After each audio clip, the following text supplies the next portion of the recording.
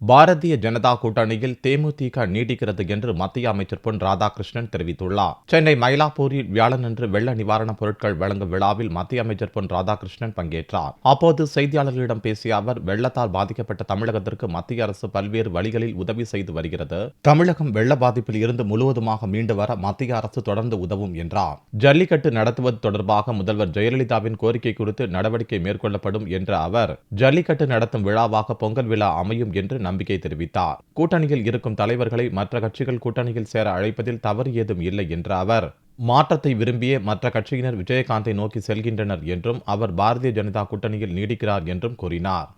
தேமுதிகவினுடைய தலைவர் மரியாதைக்குரிய கேப்டன் அவர்கள் எங்களுடைய கூட்டணியில் கடந்த 2014 ஆண்டு முதல் இருந்து கொண்டிருக்கின்றார். அது தொடரும்.